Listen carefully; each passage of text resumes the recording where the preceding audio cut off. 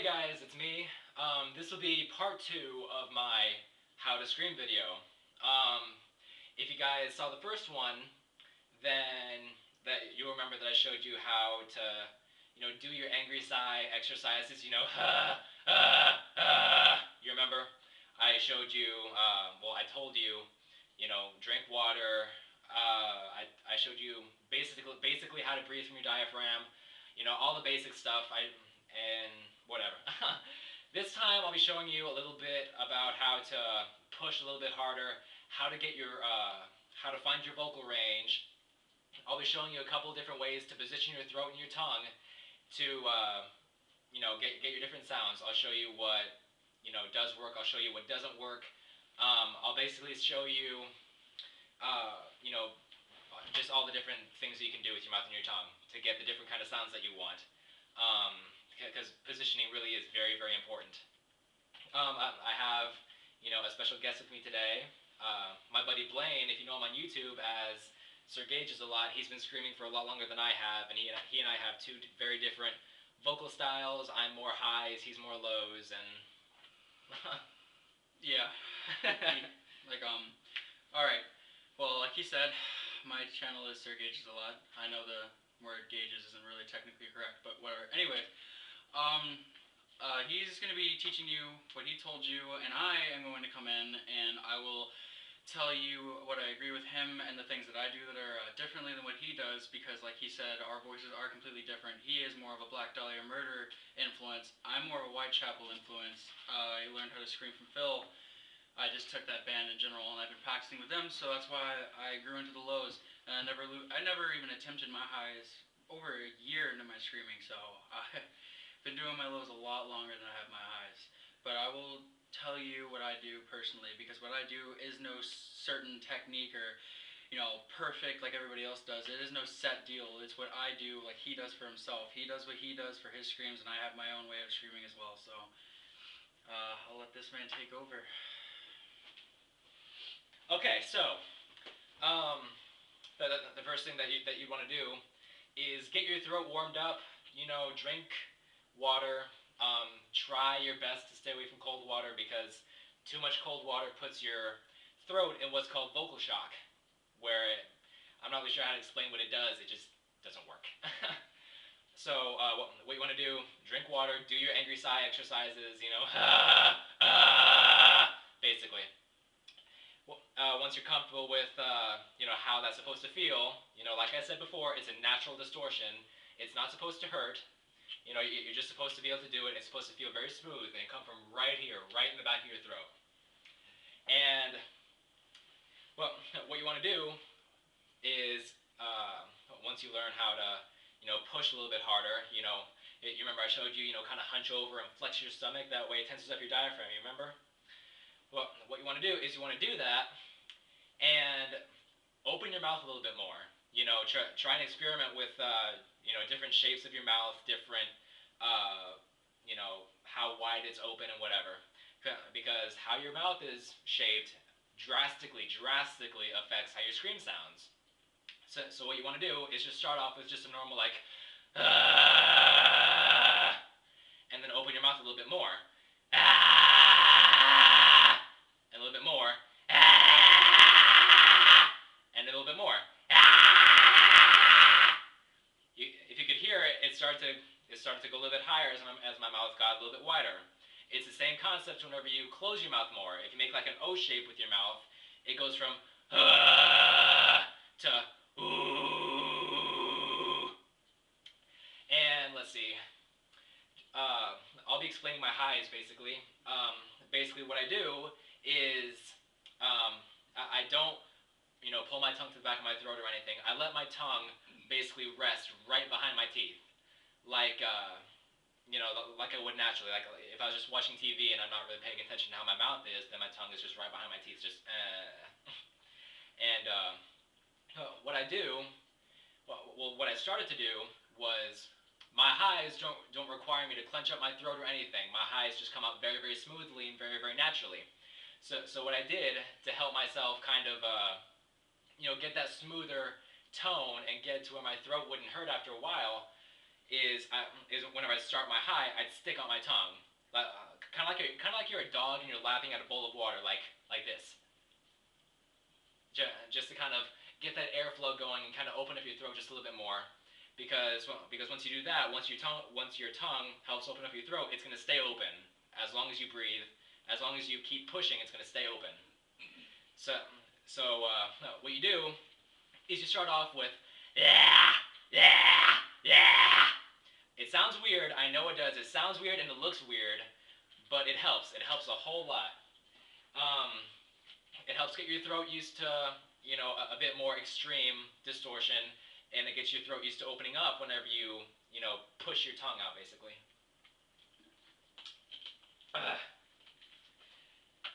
And what you want to do, the way that I do it is I keep my voice box, my Adam's apple, basically raised up right below my jaw, and what it does is it basically closes off that part of my windpipe, and it forces air through my nose too, so I get that high kind of nasally tone.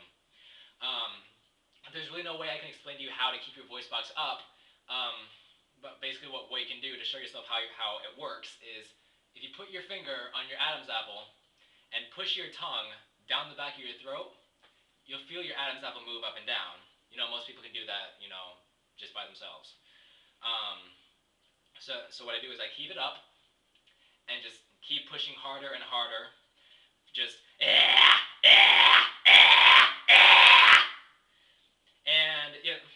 you're not gonna get it the first time. It's gonna take a while to find your high vocal range. I promise you, it took me months to find mine. Like back when I first started screaming, my highs were just like, and it wasn't good at all. I didn't like it, so I experimented more.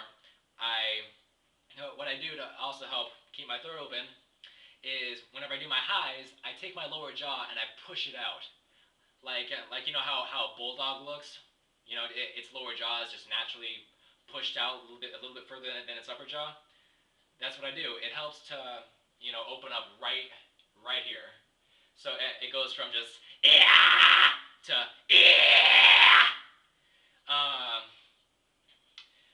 what you want to do whenever you do your highs is keep your throat as relaxed as possible. If you clench up your throat, then you're gonna end up sounding like old school Chelsea Grin. And if any of you are a Chelsea Grin fan, then you'll know how much that kind of fucked him over. Because he had those like really kind of highs, and they suck, they hurt, and they're gonna fuck up your voice. After a couple of years of doing that.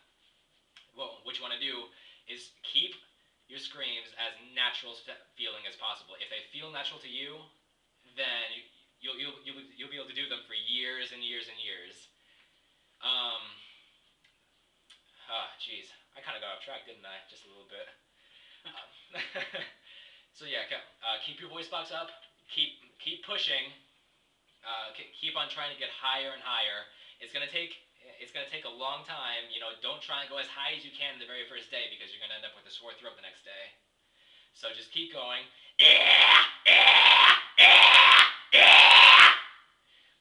And keep making those sounds. Keep on trying to stretch out your screams. Try and once you find something that sounds a little bit right and it feels kind of comfortable to you, try and stretch it out. Don't just do go. Try and make it as long as you can make it, because if you can get your throat used to it, then it's not going to hurt whenever you try and do it later, and it's going to help kind of shape your the inside of your throat to where it's going to just be able to do it naturally, and you won't have to think about it much at all. That's basically how the highs are. The highs are very relaxed, very smooth. Mine kind of worn up to par today because I'm drinking cold water. But yeah, that's basically how it is. And now I'm gonna hand it over to Blaine so we can kind of show you how he does his brutal like kind of vocals. On with the ers. Like he said, when you do screams for a long time and you already been through the past of adjusting and figuring out how your throat works when you're trying to do your form of screaming, however you want to do it, and your tongue placements, you do honestly just go on autopilot. You do not remember how you do it. at all, or how he worked way up to it. But what I can tell you is I agree with basically everything he said, and I kind of have to agree with everything he said when it involved his highs because, like I said, I'm not that much of a high person, so I actually take a lot of my advice from him, and he takes mine, I take his, and he's teaching me. Like I've been screaming for a longer time than he has, and I'm still learning every day, and especially from him, he's actually taught me a lot when it comes to it. So I'm actually a man in training when it comes to my eyes. But like in his first video when he was teaching how to do the size, that's originally how everybody teaches everybody. You tell somebody like when they get mad about something, they're really bummed about something, they want to sigh. So you have the whole like type thing. Now, when I learned how to scream, I didn't watch really any videos. I didn't come into it prepared. The only thing I heard from everybody around me was the fact that you start off as a sigh. So I'm like, all right, when I sigh, I breathe in and my lungs fill up there, and it comes out from my lungs. So it's just like, that's how I thought it was. So I push it from my lungs all the time, and I didn't know that was wrong. I learned later on by watching videos that you're supposed to do it from your diaphragm. But then again, I also find out that you can't technically just use your diaphragm because your lungs have a lot of play and screaming too because they hold more air. And for me, when it comes to how I hold my lows and how my lows form, I breathe through my lungs and I start to push my lungs, but I bring it down into my diaphragm. And from my experience over time, I feel like when I push down from my lungs to my diaphragm, that's what offers my really low lows. And the thing about when you're sighing, your throat technically, or it should be, is completely relaxed. And the more relaxed your throat is, the more low your growls will be. So I took the whole sigh from my chest and doing the whole thing, and I took that same feel into my chest and my lungs, and the same relaxation in my throat, and I do the hunch over like what Cameron was teaching you with, trying to show you how it feels to flex your diaphragm. You do the little hunch over, and I did that, and I pushed it down into my diaphragm. So it gave me the whole, and it gave me the really low sound. Now, I realize when I do my growls, a lot of people keep their tongue relaxed, which I will tell you is what you should do.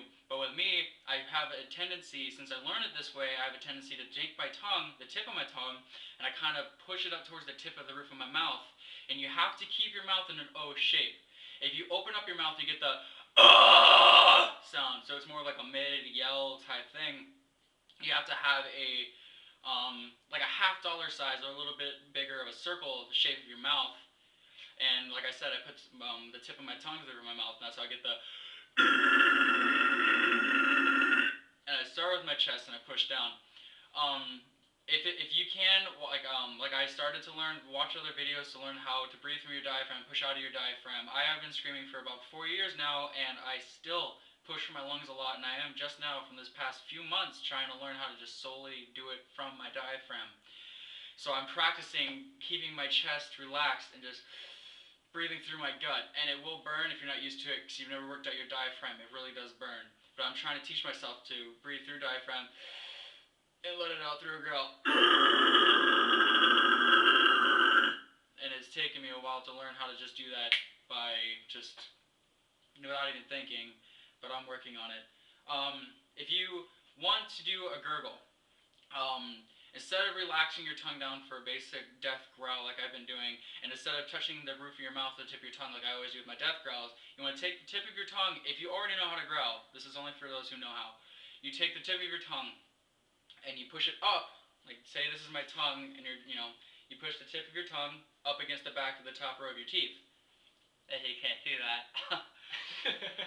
Now, you'd be amazed by if you start off with a growl and then bring the tip of your tongue up to the back of the top row of your teeth, you get like a gurgle. So it's like a. It's a major distinction. You could definitely hear that. Before I learned how to gurgle the proper way of putting the tip of my tongue up to the roof of my mouth, I learned how to tighten up my chest to where I feel my Adam's apple go all the way up to the roof of to the top of my throat. Which I know sounds weird because you think your Adam's apple goes up, you get a high, but it actually offers for like a really high-pitched, gurgly, squealy sound.